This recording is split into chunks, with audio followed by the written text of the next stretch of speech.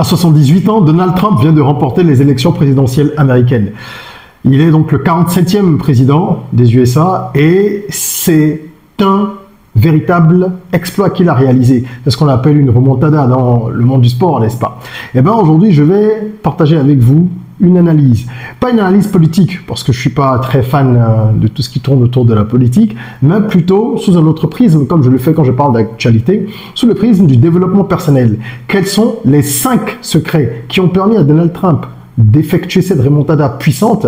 Nous allons en parler. Je pense que chacun pourrait appliquer ça dans sa vie parce que forcément, ça va générer des bénéfices, un impact positif pour votre croissance personnelle. On en parle tout de suite.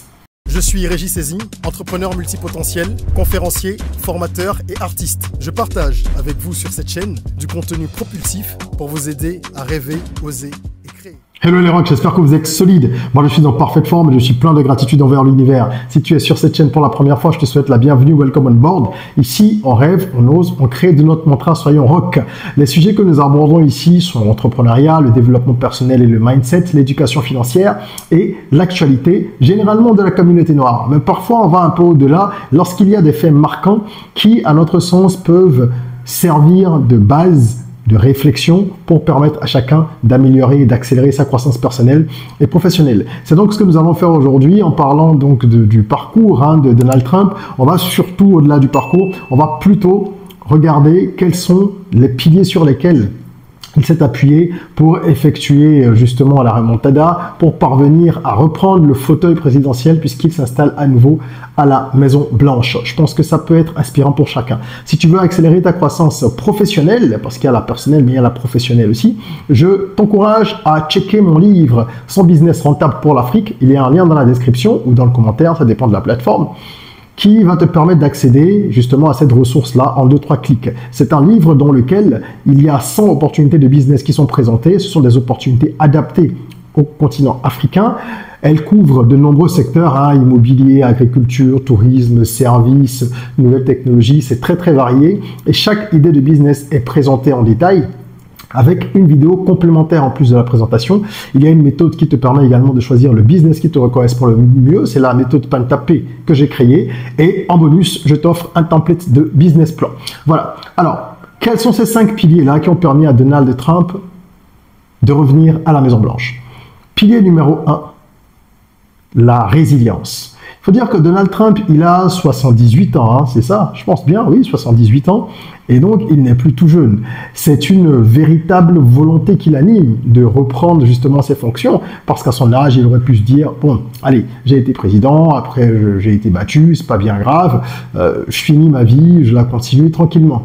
Mais il y a une volonté forte qu'on retrouve d'ailleurs chez beaucoup d'hommes politiques et qui devrait nous inspirer. Il n'y a pas beaucoup de choses que j'apprécie chez les hommes politiques. Par contre, ce sont des gens, quand ils veulent quelque chose, eh ben, ils y vont à fond. Pour beaucoup, en tout cas, ils ont une certaine ténacité. Et ça, c'est à mettre à leur actif. Chacun devrait développer cette résilience-là vis-à-vis de ses objectifs. Vous avez un objectif, un idéal de vie, il faut vous battre bec et ongle pour ça. On se souvient comment est-ce qu'en 2020, il avait été battu par Joe Biden, il est parti presque humilié. En tout cas, son ego en a pris un coup parce qu'évidemment, il a un ego comme ça, il ne le cache pas. Et il aurait pu justement rester dans cette posture-là du président battu, mais qui a fait ce qu'il avait à faire et voilà, la vie continue. Sa politique n'avait pas été très favorable à sa réélection.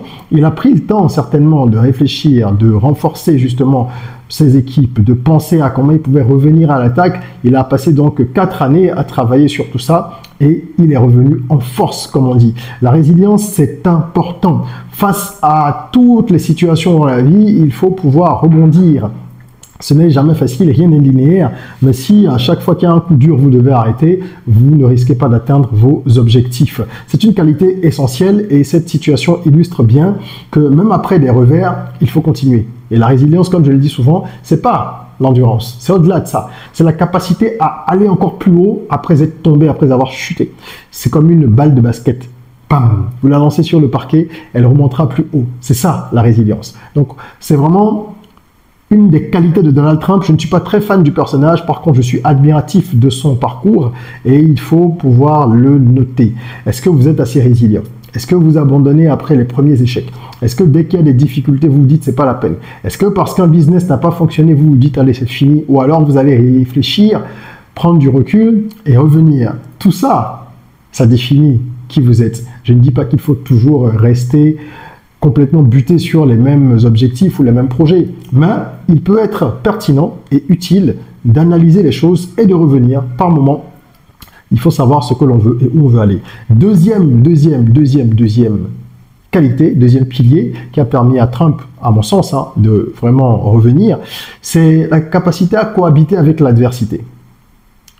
On parle souvent de cohabiter avec ses adversaires, mais ça implique de cohabiter avec l'adversité, parce que les adversaires peuvent être à la source de vos problèmes, et parfois vous êtes vous-même la cause de vos ennuis. Le plus important, quoi qu'il advienne, c'est que quand il y a adversité, il ne faut pas complètement aller se prostrer et se dire « ouais, non, c'est plus la peine, ça sert à rien, je suis foutu ». Donald Trump, depuis qu'il est parti de la Maison-Blanche, il fait face à une flopée d'accusations. D'accord? Il y a plusieurs procès en cours, il est vraiment mêlé à pas mal de choses. En tout cas, il est englué dans des procès et pas mal d'accusations. Et tous ces défis juridiques-là auraient pu le décourager. Il y a eu même un moment où il doutait de pouvoir se présenter parce que une affaire en justice mettait en péril sa capacité à se présenter. Il allait jusqu'au bout. Il a cohabité avec. Vous devez comprendre que plus vous allez monter et plus vos ambitions seront grandes, plus vous serez exposé à l'adversité des gens. L'adversité de telle personne dans votre domaine, l'adversité des gens de votre famille, l'adversité parfois même de vos propres collègues ou employés, l'adversité de personnes encore plus proches parfois. Oui, parce que ça commence toujours du premier cercle, et après ça s'élargit. Si vous ne pouvez pas cohabiter avec et vous dire de toute façon, je gère ça, j'avance, vous ne ferez pas grand-chose. J'ai entendu un aîné me dire un jour, il y a une dizaine d'années, il m'a dit « Régis, si tu n'es pas capable de vivre avec les problèmes, alors tu ne peux pas être entrepreneur. » Parce que vous savez, l'entrepreneur, c'est quelqu'un qui a toujours des situations préoccupantes à gérer. Il n'y a jamais d'accalmie. Évidemment, il y a des moments un peu plus, heureusement, un peu plus cléments que d'autres, mais ce n'est jamais le calme plat, ce n'est jamais la situation toute rose, rêvée, non. Donc si vous ne pouvez pas vivre avec l'adversité, c'est pas la peine. Il peut y avoir des procès en cours, vous pouvez vous retrouver mêlé à des problèmes financiers, vous pouvez avoir des difficultés managériales, vous avez des incidences familiales en raison de la vie que vous menez. Donc vous devez apprendre à vivre avec et ne pas conditionner votre évolution par la résolution ou non de tel problème. Parfois, évidemment, il faut qu'un problème soit résolu pour que vous puissiez avancer. Mais vous ne devez pas, vous, déjà, préjuger de ce que ça ne va pas être possible ou ça va être trop complexe pour jeter l'éponge. Il faut aller jusqu'au bout. Il y a un peu de résilience ici, mais en plus, on parle de vraiment cette capacité à comprendre, à intégrer que l'adversité, ça fait partie du parcours. Les obstacles font partie du chemin. On dit même que l'obstacle, c'est le chemin. N'est-ce pas? Donc c'est super important. Ensuite, troisième pilier, la capacité à fédérer ses partisans pour Donald Trump et pour vous, pour n'importe qui, à créer, fédérer une communauté. C'est extrêmement important. On ne fait rien sans communauté. Aucune marque n'existe sans communauté. Qu'il s'agisse de Nike, qu'il s'agisse de Apple, de toutes ces grandes marques, elles ont une communauté forte qui se retrouve autour de valeurs. Quelles sont les valeurs que vous avez? Comment vous pouvez fédérer votre communauté? Donald Trump, et on va en parler encore un peu tout à l'heure, ça fait partie du personal branding, sa communauté, elle se retrouve à travers ce qu'il prône, ce qu'il revendique, le personnage qu'il est. Et c'est cette communauté-là qu'il faut fédérer.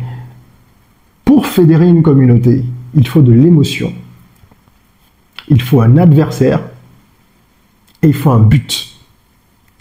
L'émotion, vous allez la déclencher chez les gens en parlant de choses qu'ils vivent, qu'ils connaissent, qui les touchent. Il faut aller les chercher. C'est pour ça que le storytelling, ça fonctionne très bien en marketing, n'est-ce pas? Ensuite, vous allez chercher un adversaire. Bon, lui, en l'occurrence, c'était Kamala Harris, mais elle, c'était l'adversaire pour les joutes présidentielles. Mais l'adversaire dont Donald Trump a toujours parlé, c'est tous ceux qui empêchent l'Amérique de redevenir la grande puissance mondiale qu'elle a été. Son slogan a toujours été « Make America Great Again », n'est-ce pas? Donc, il a un adversaire. Ce sont certaines nations, ce sont des catégories de personnes que lui, il identifie, parfois même il affirme, parfois, souvent il affirme, hein, son dédain pour les immigrants de façon frontale. Lui, il parle à sa communauté qui est touchée par ça. Oui. Donc, il faut comprendre que chacun est dans son rôle. Et vous devez avoir une communauté, comprendre quelles sont les valeurs qui cimentent justement la communauté, qui la gardent vraiment attachée à vous, et la nourrir, cette communauté-là, en indiquant un objectif final. Son objectif à lui, c'est « Make America Great Again ». Comment est-ce qu'on avance ensemble vers cet objectif? C'est du leadership à ce niveau-là. Il faut avoir la capacité de montrer aux gens un objectif, leur dire « on va aller là, ensemble ». Et quand vous arrivez à transmettre ce sentiment-là, ce que les politiciens, les hommes politiques savent très bien faire, ben vous bâtissez une communauté solide. Vous avez des détracteurs, mais vous avez également des défenseurs férus qui sont prêts à tout pour vous. Et ça, Donald Trump a toujours su le faire. Il a montré à nouveau lors de ses élections, ses partisans, il peut compter sur eux. Ensuite, quatrième pilier, la manipulation. On pourrait appeler de la stratégie. C'est un peu pareil. Manipulation, c'est plus péjoratif, n'est-ce pas? Donc, on va dire que c'est plutôt l'utilisation de la stratégie. Tout au long de la campagne, à plusieurs moments, pour ceux qui ont suivi un petit peu, on a remarqué qu'il était un fin stratège. Dans l'autre camp aussi, il y avait des éléments de stratégie. Mais j'ai l'impression, moi, de mon point de vue, qu'il y a eu une meilleure gestion des éléments stratégiques pour pouvoir toucher les partisans, aller choper des partisans ailleurs aussi, parce que c'est ça, comme dans les affaires, vous avez 100 personnes qui achètent votre produit, vos concurrents, ils sont peut-être 10, tous, ils ont 1000 personnes qui achètent le même type de produit, vous devez aller piocher dans leur part de marché. C'est exactement pareil en politique. Comment est-ce que je m'arrange pour convertir des partisans de X à moi, à ma cause? Et ça, il n'y a rien d'autre que la stratégie pour le faire. Je me souviens avoir partagé, je crois en vidéo, j'avais fait un post, mais j'ai fait une vidéo aussi à l'époque, avoir partagé mon avis lorsqu'il avait été pris à partie, lorsqu'il s'est fait tirer dessus. Et je disais que c'était le tournant décisif pour moi de cette campagne électorale. Je le maintiens. Je pense que ça a été vraiment le moment clé. Alors, est-ce que c'était un coup monté par ces équipes ou est-ce qu'il y avait vraiment eu une tentative? Je n'en sais rien. Toujours est-il que l'événement a véritablement été mis au service de sa campagne. Parce que le personnage qu'est Donald Trump, il a été sublimé par cette situation-là, de laquelle il est sorti victorieux, puisque il a été blessé, mais il n'a pas été handicapé. En tout cas, il n'y a pas de handicap lourd qui nous a été communiqué. Il a montré qu'il était fort. En se relevant, il a levé le poing pour montrer qu'il est fort, que c'est l'Amérique qui domine. Donald Trump, c'est ça. Et donc, il est resté fidèle à son positionnement et il a utilisé cet événement, qu'il soit provoqué ou qu'il soit véritablement survenu sans leur aide à eux, c'est-à-dire les gens de son camp, il a utilisé avec ses équipes cet événement-là à son avantage. C'est ça aussi la manipulation de la stratégie. C'est savoir utiliser tout ce qui va vous permettre de renforcer votre positionnement et d'attirer davantage de personnes vers vous, d'attirer la lumière vers vous, parce qu'il y a beaucoup de bruit. On vit dans un monde de bruit aujourd'hui. Et pour se faire entendre, il faut être stratégique. Voilà. Donc, même quand vous êtes dans une campagne où vous êtes juste deux et que les projecteurs sont sur vous, eh ben, il faut monopoliser l'attention autant que possible. Et là, c'est donc l'Américain qui a montré le sursaut patriotique. Il y avait une image très forte, on voyait le drapeau derrière lui, les gardes de la sécurité en train de l'évacuer, pendant que lui résistait en levant le poing. Emblématique, cette photo. N'est-ce pas? Pardon. Donc ça a fait une grande partie de la campagne de Donald Trump. Apprenez justement à utiliser, vous aussi, les atouts que vous avez pour renforcer le sentiment d'appartenance des gens autour de vous, appartenance à votre communauté, adhésion à votre cause et à vos valeurs, à ce que vous prenez. C'est important dans le monde des affaires et même dans la vie, si vous voulez être un leader, c'est comme ça que ça se passe. Et je finirai par le cinquième pilier, qui est un mélange de branding, personal branding, réputation, vision. Tout ça est interconnecté, mais je voulais le garder en un bloc. En fait, il faut maîtriser son personal branding. Que vous soyez un cadre, un entrepreneur, qui que vous soyez aujourd'hui, un homme politique, vous ne pouvez pas vous développer sans personal branding. C'est important. Lorsque vous voyez Elon Musk, il est quasiment toujours dans un t-shirt noir là, ou alors un t-shirt blanc de temps en temps. Même quand il met un costume, c'est avec le t-shirt. C'est très rare de le voir avec une cravate, une chemise et tout ça. Enfin, moi, j'ai pas d'image de ce genre le concernant. Peut-être qu'il y en a, mais ça doit être très rare. Pareil pour Zuckerberg, il y a une image. Steve Jobs, il retouchait ses manches très souvent, les lunettes, on pouvait reconnaître. Vous pouvez jouer vraiment sur tout. Il y a des personnes qui sont un petit peu enrobées. Eh bien, ça fait partie de leur personal branding lorsqu'elles l'assument et qu'elles le mettent en avant. Il y a des gens qui vont être grands, d'autres musclés. Donc, il y a déjà les caractéristiques physiques. Il y a ensuite tout ce qui va être le style vestimentaire. Il va y avoir après votre façon de parler. Et on va rajouter maintenant votre vision, votre mission, ce que vous défendez, ce que vous prenez, tout ça, ça rentre dans le personal branding. Donald Trump, il est toujours habillé quasiment de la même manière, et puis ses cheveux sont coiffés de la même manière. Quand on dit Obama, on voit un style dans le discours, dans la démarche, dans la prestance, dans la présence. Quand on parle de Nicolas Sarkozy, c'est pareil. Donc qu'on aime ou qu'on n'aime pas ces gens, il faut simplement regarder ce qu'on peut apprendre. Là, je parle de certains hommes politiques parce que c'est plus simple de faire l'analogie puisqu'on parle de Donald Trump, mais c'est pareil dans le monde de la musique, c'est pareil dans le cinéma. D'accord? Quand vous enlevez un acteur de ses rôles et que vous prenez dans la vie de tous les jours, Keanu Reeves, il est toujours habillé de la même manière, c'est le même style, c'est le mec qui a cette image-là très abordable, qui prend encore le métro à New York, etc., etc. Donc vous devez avoir un branding fort et vous devez travailler sur votre réputation. Contrôlez l'image. Quoi qu'on dise de Donald Trump, il a une équipe qui gère son image main de maître. Parce que même quand il y a les scandales, ça arrive très rarement, sinon jamais, au point de rupture. Il a su comment mettre Elon Musk de son côté, c'est de la stratégie aussi, et ça correspond un peu au même branding, c'est la puissance de l'Amérique qu'on vend. Voilà, Elon Musk, c'est un symbole de puissance aussi de l'Amérique aujourd'hui, d'accord, qui va aller conquérir l'univers, etc., etc. Bon, bref, vous voyez un petit peu que tout est connecté et que ça rejoint également la vision, n'est-ce pas? Make America Great Again, tout ce qu'il fait tourne autour de ça. Et il revient là-dessus. Donc vous devez avoir une phrase forte, vous devez avoir une vision, quelque chose qui permet aux gens de s'identifier sur le moyen, le long terme, et vous allez pouvoir les embarquer avec ça. C'est super important, cette vision centrale qui est un point cardinal, hein, le cœur de votre business, de votre développement, de votre carrière même si vous êtes cadre. Et c'est ça qui va vous permettre de garder toujours en ligne de mire votre objectif, de ne pas vous disperser, de créer une marque forte qui réponde à tout ça. Et tout est lié, la vision, la mission, les valeurs, le style vestimentaire, le style qui va être également repéré au niveau des discours. Voilà, tout ça, ça s'étudie, ça se travaille.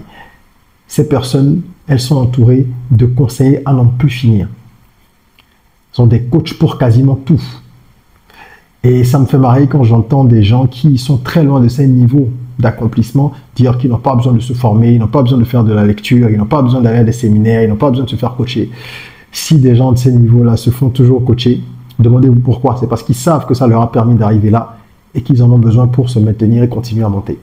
Voilà. Donc, si vous avez besoin de conseils pour avancer, par exemple, sur un projet ou sur des questions de développement personnel, n'hésitez pas à booker une séance de coaching avec moi, le lien est dans la description. Et si vous voulez être accompagné pour la mise en place de vos projets en Afrique, contactez-nous également. Ça fait une douzaine d'années qu'on opère sur l'ensemble du continent avec de très bonnes références et des résultats excellents. Voilà, n'oubliez pas d'aller checker le livre « Son business rentable pour l'Afrique ». Ce sont les 5 piliers que je voulais partager avec vous. J'espère que ça vous inspirera et que vous pourrez donc surfer là-dessus pour continuer à marcher vers vos rêves. En attendant qu'on se retrouve pour une nouvelle vidéo, prenez soin de vous, de votre corps, mais aussi et surtout de votre mind. Rêvons, osons, créons, soyons rock.